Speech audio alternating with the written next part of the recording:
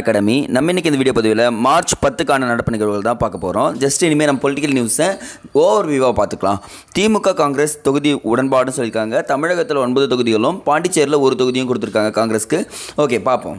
அடுத்தது ஒரு மிகப்பெரிய விஷயம், தேர்தல் ஆணையர் அருண் கோயல் ராஜினாமா செய்தார். அது பார்த்திங்கன்னா தேர்தல் நடைபெற இருக்க நேரத்தில் இந்த மாதிரி நடந்திருக்கு. திரௌபதி முர்முவும் என்ன பண்ணிட்டாங்க, அதை விசாரிக்காமல் என்ன பண்ணிட்டாங்க, ஓகேப்பா நீ ராஜினாமா பண்ணிட்டியா பரவாயில்லன்னு சொல்லிட்டாங்க. பட் இதனுடைய தாக்கம் தெரிய ஆரம்பிச்சிடும். ஆனால் இங்கே என்ன பிரச்சனைனா, ஆல்ரெடி 3 தேர்தல் ஆணையர்கள் இருப்பாங்க. இதில் 2 தேர்தல் ஆணையர் பதவியிடங்கள் காலி ஆகிடுச்சு. ஒரே ஒருத்தர் தான் இருக்கார். இதுதான் அந்த ராஜீவ்குமார் மட்டும்தான் பதவியில் இருக்கார். மீதி 2 பேர் இல்லை. இப்போ என்ன பண்ண போகிறாங்கன்றதையும் அதையும் சொல்லிடலாம். வரும் இதுக்கப்புறம் ஆர்டிகல்ஸ் நிறைய வந்துகிட்டே இருக்கும். ஆல்ரெடி நீங்கள் தேர்தல் ஆணையரை பற்றி என்ன சொல்லியிருக்கீங்க, ஆர்டிகல்ஸ் எல்லாமே கமெண்ட் செக்ஷனில் செம்மையாக கமெண்ட் பண்ணிக்கிங்க. ஸோ படித்து வச்சுக்கங்க, கேட்டாங்கன்னா மிஸ் பண்ணுறாதீங்க பகுதியோட. நெக்ஸ்ட்டு இதெல்லாம் வேண்டாம், இங்கே வரலாம்.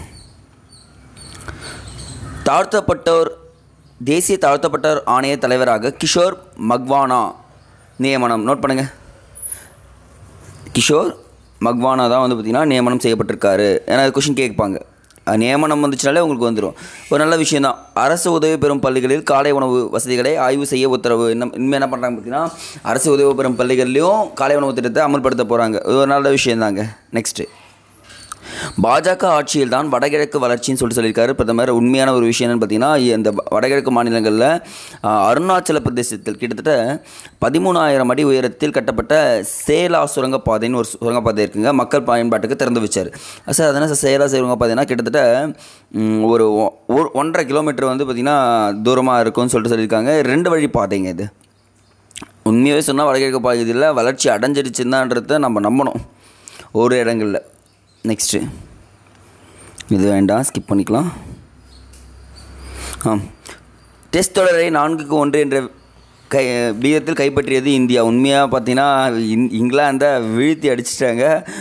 இது நல்லா பாருங்களேன், ஃபஸ்ட்டு தான் தோற்றாங்க. நமக்கு டிஎன்பிசி அப்படியே ரேட் பண்ணுங்களேன். ஒரு இடம் தோற்று அதுக்கப்புறம் பர்ஃபார்மன்ஸ் மூலிமா 4 வெற்றிகள்.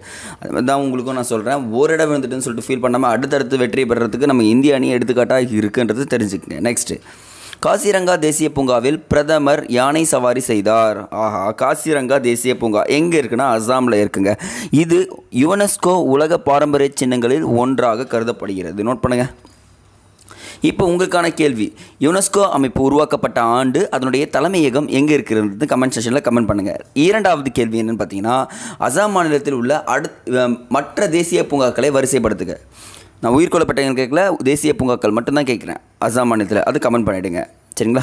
நெக்ஸ்ட்டு, மதுரை சின்ன பிள்ளைக்கு வீடு முதல்வர் உத்தரவுன்னு சொல்லியிருக்காங்க. என்ன சார் சொல்கிறீங்கன்னா, ஆமாம் சார், ஆமாங்க. பெண்கள் முன்னேற்றத்துக்காக முக்கியமாக விவசாய கூலி தொழிலாளர்கள் இருப்பாங்க பார்த்தீங்களா, அவங்களுக்காக 25 ஆண்டுகளாக பாடுபட்டவங்க தான் இந்த மதுரையை சேர்ந்த சின்ன பிள்ளை அம்மா என்பவர்கள். இவங்களுக்கு என்ன ஆயிடுச்சுன்னா, அவங்க பையன் கூட சண்டை வந்து வீடே இல்லாமல் இருந்திருக்காங்க. ஜஸ்ட் ஏதோ ஒரு இடத்துல இருந்திருக்காங்க. பட் அவங்களுக்கு என்ன பண்ணுறாங்க, உடனடியாக கிட்டத்தட்ட ஒரு 30-40 நாளில் வீடு கட்டி முடிச்சுன்னு சொல்லிட்டு முதல்வர் ஐயா அவர்கள் உத்தரவு போட்டிருக்காரு. கிட்டத்தட்ட 2000 வான விருதுகள்லாம் பாருங்களேன். 2001ஆம் ஆண்டில் ஸ்திரீ சக்தி புரஸ்கர்னு சொல்லிட்டு ஒரு விருது கொடுத்துருக்காரு வாஜ்பாய். 2வது பாருங்கள், 2018 தமிழக அரசின் ஔவையார் விருதும் கிடச்சிருக்கு. 2019 பத்மஸ்ரீ விருதும் கிடச்சிருக்கு. இப்போ யோசிச்சு பாருங்கள், இவங்களுக்கு அந்த விருதுகள் எல்லாமே பத்திரமா இருக்குது. பட் தங்கறதுக்கு ஒரு வீடு இல்லை. பட் இப்போ என்ன பண்ண ஆரம்பிச்சிட்டாங்க, கட்டி கொடுக்க ஆரம்பிச்சிட்டாங்க. ஒரு நல்ல இனிஷியேட்டிவ்ங்க. இந்த மாதிரி தேடி பண்ணிங்கன்னா பார்க்குறவங்க எல்லாமே இன்ஸ்பயர் ஆகி சோஷியலில் அதிகமாக ஈடுபடுவாங்கன்றதை சொல்கிறேன். அடுத்தது, உலக அழகியாக செக் குடியரசின் கிறிஸ்டினா பிஸ்கோவா தேர்வுன்னு சொல்லியிருக்காங்க. யார் சார் அந்த கிறிஸ்டினா பிஸ்கோவான்றது தான் செக் குடியரசு சேர்ந்த ஒரு நல்ல அழகான பெண். என்னன்னா, இந்தியாவில் 28 ஆண்டுகளுக்கு பின்பு உலக அழகி போட்டி நடைபெற்றதுங்க. அப்போ இந்த வருஷம் உலக அழகி போட்டி எங்கே நடைபெற்றதுன்னு பார்த்தா என்ன சொல்லணும், நீங்கள் இந்தியாவில் நடைபெற்றது. தேர்ந்தெடுக்கப்பட்டவர் கிறிஸ்டினா பிஸ்கோவான்றவங்க செக் குடியரசின் சேர்ந்தவர்கள்னு சொல்லிட்டு சொன்னால் போதுமானதுங்க. சரிங்களா? சரிங்க, இதோட வீடியோ முடியுது. அடுத்த வீடியோ பதில் சந்திக்கலாம். நன்றி.